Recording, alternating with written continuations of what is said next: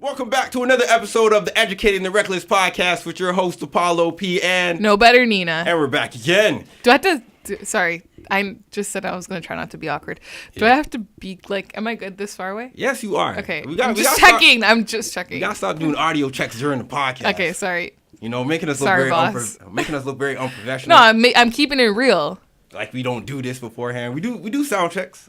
Okay. We do positioning checks. We actually didn't do one today. See, this is what happens, right? Yep. I'm glad you're keeping it real on the mic. yes. So we're back for another episode. This is the second week of videos. Yes. You know, if some of you watched the last videos are only 20 minutes long. Oh, you know what? I just realized we matched today. All black everything? Yeah. Well, I'm in black and white. My shirt says not for sale. My shoes are... Got the white. Yo, do you see those that picture of the Air Force One slides? No. You didn't see the all black Air Force One slides? Ew, no, that sounds so ugly though. Oh, it looked kind of lit. You would say that. It looked kind of lit. I'm being so honest. I wonder if I can feel. Keep on talking. What do you want? Okay, let me just talk about my week. How's your week been? I went to the Chick-fil-A thing last week on Wednesday. It was super cool. The vlog is up on my YouTube channel, No Better Nina. And I just got to eat like a fuck ton. And like I got like a swag bag with a water bottle, some gift cards, some other stuff, but I'm not going to give it all away because I want you guys to watch the YouTube video. And what else did I do there? Oh, I got to take like pictures and stuff. And yeah. I can't even see them. They can't even see them. Here.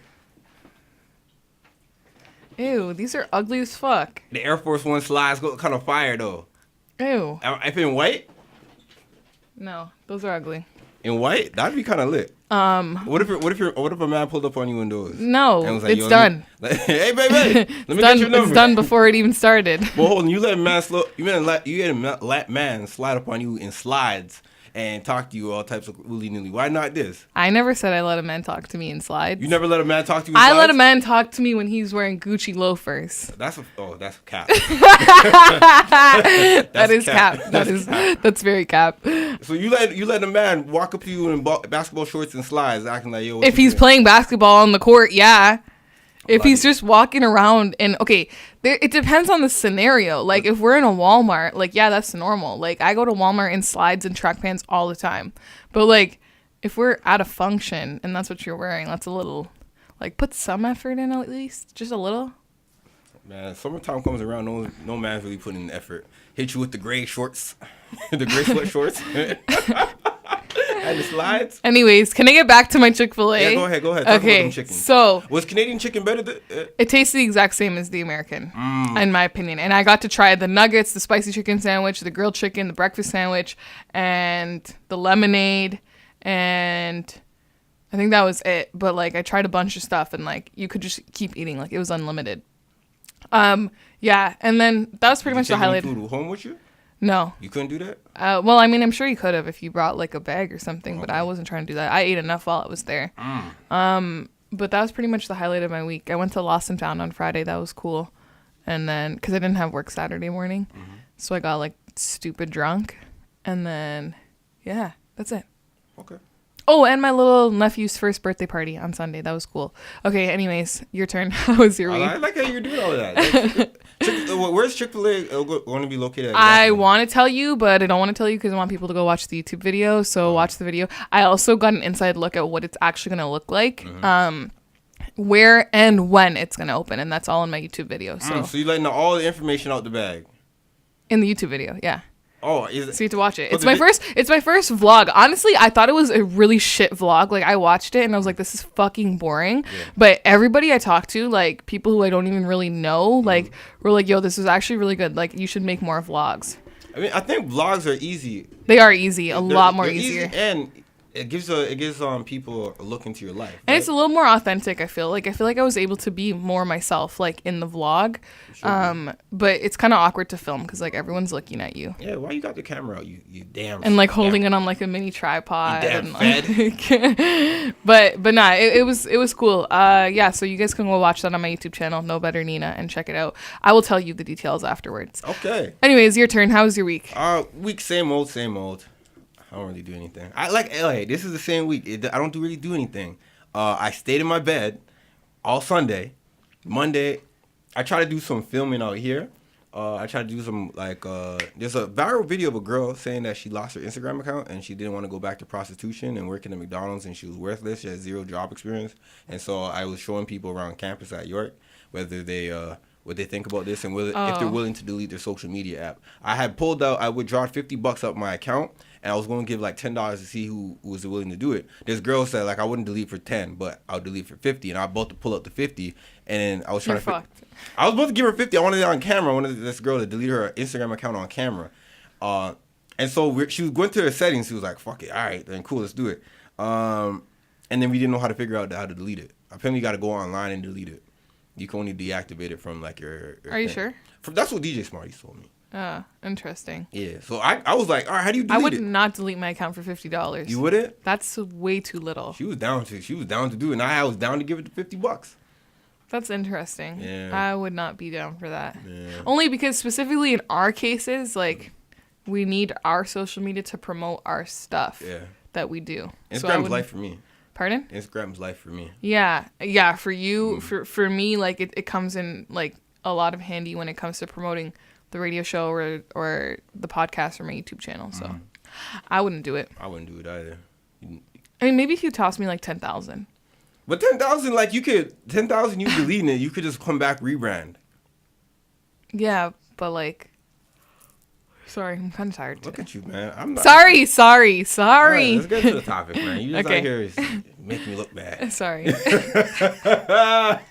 been a long week. Oh, the week. Also, what I don't like is that this camera that we're using on me makes me look gray as fuck. Hey, man. I looked sick in the last video. Like, I looked like I was about to throw up everywhere. Like you had HIV? No. What? Oh my god, you know I just read a story. I came across a story on the Shade Room of this guy in Maryland who gave this girl HIV, and like the people were investigating, or whatever authorities were investigating it for 21 months before they like confronted him about it. Oh. So they let the girl get HIV for 21 months. Like, okay, obviously she got it off the first time, but like, you know what I mean? Like, they let it go on for so long. And I was like, what the fuck? Was this man a down low brother? What's a down low brother? You never heard of a DL? No. The down low brother, a man who sleeps with women and men, but doesn't like them. I don't know. I don't know. I didn't see any of that. That used to be the big thing in hip hop, like the big thing back in like let's say early to mid 2000s, when people talk about the DL brothers. Like the DL brothers is like, yo, he might be on the DL, and the DL down low means like, yo, you secretly smashing men, and then you have a girlfriend that you're going back to, and so a lot of the times they said that you could only, the big misconception of AIDS or HIV was like you only get it from gay sex, and a lot of the times it's like when a girl got HIV from her man, it would just automatically be assumed that he was sleeping with dudes on the side. Yeah, because actually never mind. It's probably just a stupid question. I was gonna ask how do you get HIV if you're just having regular sex? So that's a serious question. I don't know the answer to that. Regular sex? All right, so HIV is actually hard to get. Like, that virus is not the easiest to get. Yeah. Like, you really got to put in your 10,000 hours to get HIV/AIDS. 10,000 hours? Yeah, it's my allegory. Yes, yeah. Analogy. Analogy? Yes, analogy. It's an analogy of hard work. You really got to, doesn't come easy. HIV doesn't come easy. So you gotta constantly have sex with different partners, unprotected, obviously. Mm-hmm. And when you're having sex, it may come through. Say if the woman may have something, or if you may have something, it comes through. Let's say the laceration of the penis, or the anal wall, and stuff like that. And girls are able to get HIV a lot faster because they're internal organs, right? So if a man is having sex through anal sex with another man and stuff like that, the anal tissue is able to rip a lot easier because it's not built for sex, right? Yeah. And so when that happens, you are able to contract certain things because fluids and things are able to, seep into the body a lot easier, and that's how HIV is transferred. This sounds so disgusting. And look at it like this: when a girl may be giving fellatio to a man, she might, have some slight lacerations within the penis along her teeth, right? And you put it inside, and then since there's an opening, there's other things that are able to, Ew. Yeah, man. I did my research. That's disgusting. Did my research. That's it's not nasty. easy. Certain things in the world are just not easy to get. Like, it's not easy to get pregnant. It's not easy to get HIV. For some people, it's easy to get pregnant. Some people sneeze and they're pregnant. Yeah, Some, not all. You know, Some. the percentage of those is really low. Like it's only like a less than 10% chance of getting pregnant if you ejaculate inside a woman. Interesting. You know? That's why people go through fertility clinics and trial and having sex. Trials and tribulations. What's that? Having sex on the pregnancy days? Is it incubator days or what's it called? Fertile days? I don't know what it's called. Well, you have a cycle. Come on, Nina. There's the menstrual. I'm not pregnant. The menstrual cycle, and then after the menstrual cycle is the creamy period. When it gets creamy, it's the fertilization period. Nah, what's that called? It's called the fertilization. Is it called the fertilization period? I don't think it is. I have it in my app. It's called what do we call it? I'm pretty sure that's what it's called. No, it's when you're fertile. That's right after. But what it's called? Look, see. Okay. So it's not called fertilization. No, it's called it's your fertile period. Yeah, that's what it is. There's another name for ovulation. There we go. Okay. There we go. And then there's ovulation period, and then after the ovulation period, it's not the ovulation period. And then it's just regular time. Yeah, and then after that you get because you can ovulate for like almost a week. Yeah. After your period. Yeah, and those are the best times. Well, you're fertile for almost a week, and then you ovulate on one day out of that. Yeah, and then those are the best times. You know what I mean? Interesting. Cream. It's so weird. All right, let's get into some serious topics. We got a lot to talk about. We only do this thing once a week. We don't really have that much time to, come back to. And this week we're late. Sorry. Yeah. If you're listening to this right now, we're late. You're listening to this on a Wednesday afternoon, and we fucked it up. Well, Nina had some type of medical issues. There we go. So we want to talk about Nipsey Hussle's funeral recap. Did you watch it? Did you watch the whole thing? No, I did not watch the whole thing. I saw the clips of the speeches from his brother, from Wayne and Lauren London's son, and then Lauren London and his mom and dad. Yeah. That's it. I didn't watch. I saw that little video that they had of like all the pictures and stuff, but I didn't see like the whole thing. Did you? I saw his brother. I saw his mom. I didn't see the Lauren London part. I think I saw his father. Oh my god, you didn't watch the Lauren London one? I never saw. I was trying to watch it on live stream, so I saw his brother. I saw the whole entirety of his brother. I saw half of his mom. I think I saw a little bit of his dad, but I didn't get to see the Lauren London joint. I saw his sister. I didn't see his sister. I saw his sister do something. I think I saw Snoop. I saw the beginning of Snoop Dogg. And I was like, he took a shot at black people not marrying black men not marrying black women. I was like, I'm not here for that. He said that? I didn't watch his. You didn't hear that part? No. Like it was a slide, right? He was like, all right, for every black king, you need a black queen in your life type thing. And I'm like, all right, I respect it, but like I'm not trying to hear that right now. Like, the man died. You're going to take a shot at like black people who are in interracial relationships? Nah, man.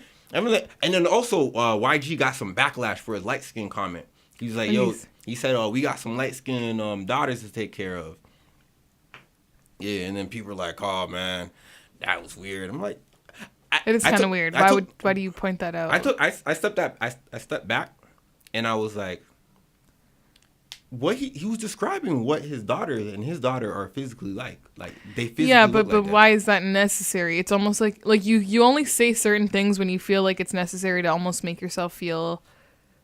Not better. Well, kind of in a sense, yeah, better. Like, why couldn't he just say his daughters? It's like... He's a rapper. He's got to be very descriptive. You don't. You really don't. You do. That's like right now, there's a girl walking outside. If I was like, I'll just be like, there's a girl walking outside and she's wearing really bright shoelaces, rather than there's a brown girl whose skin is medium brown walking outside with really bright shoelaces. She's gone now. Oh. But like, what difference does it make? One is now able to visualize something. The other one is like... Yeah, you just told me some visual. But why do we need to visualize what his kids look like if we already know? There's pictures are everywhere already. I didn't know he had a daughter, to be honest with you. Who, Nipsey? Yeah, I always thought he had one kid. She's from somebody else. Yeah, I didn't know a lot about Nipsey. Yeah. I just knew his music was good, and he stood for something.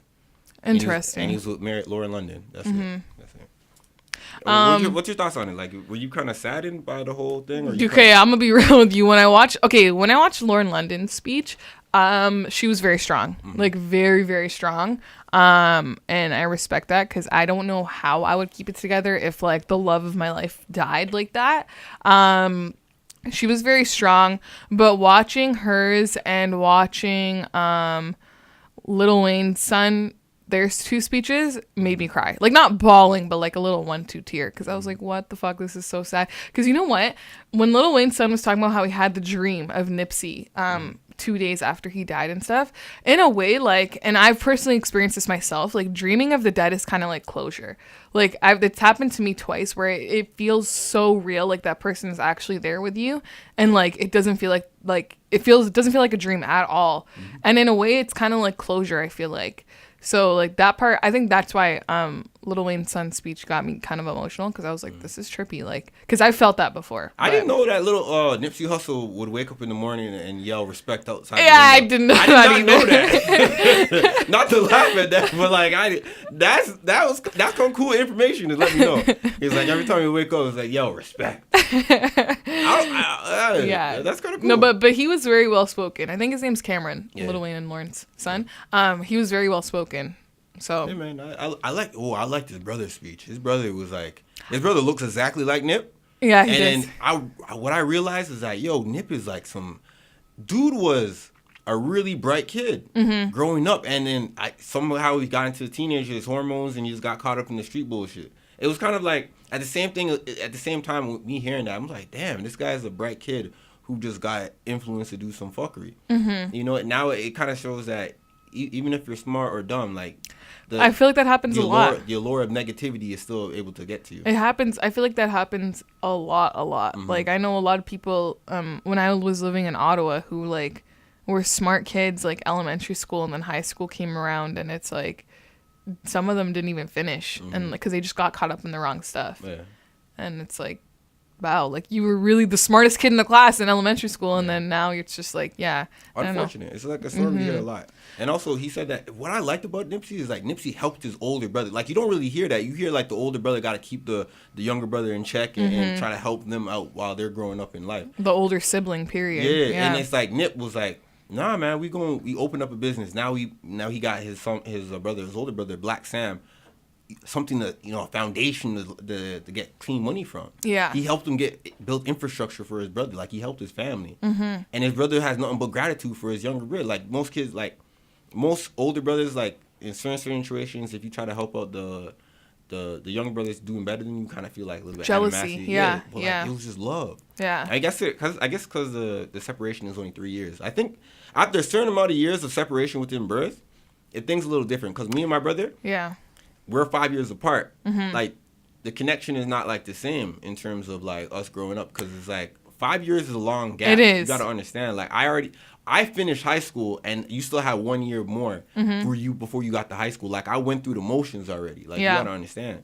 You know what's funny though is because for me, I have two little sisters. One is 4 years younger than me. One's 5. Yeah. So it's like the same thing as you. But what's they get along better than you get along with them both. Right? Oh, definitely. They have like the same friend groups. Like they're like best friends because they're only a year apart. But what's weird to me is earlier on, like let's say around high school, like now I'm close with both of them, but earlier on around high school, I actually got along better with the one who was 5 years younger than me. I don't know why. It was weird. Because even though it's such a big gap, like, I don't know, we got along a lot better than me and the other one did, for sure. But I mean, now we're all close. Like, it's just... me and my brother, we cool. We go on vacation together. But it's like, growing different. Obviously, as a teenager, I'm not going to be hanging around my elementary brother. Exactly. And once you're in your 20s, I feel like that's when it gets a little, like in your later 20s, it gets better. Because we only started getting close over the last year. Like, and I'm going to be 24 this year. So, yeah. Makes sense, right? Yeah. What do we want to talk about? But yeah, so there was a shooting during the procession of Nipsey's funeral. So let's be exact, right? Okay. It didn't happen necessarily... Yes, it happened during the procession, but it did not happen on the procession, like on the 40-kilometer journey. Like, as a causality of like people weren't just out there celebrating Nip and was like, "Fuck, I saw my enemy." Bop bop. It happened actually, maybe like a block or two away. Okay. But still within the vicinity. So maybe if people were on the 25-mile procession of it, they may have not heard the gunshots. But it was close enough within the area to, to be associated with. It's like how when they say something happens at Jane and Finch, it happens at York University. Exactly. Or I meant that the other way around. If it happens at York, it happened at Jane and Finch. Yeah. But what I was going to say, I didn't know that. But what I was going to say was just going back to what you were saying, like someone at Nipsey's funeral seeing their enemy and then just like firing shots.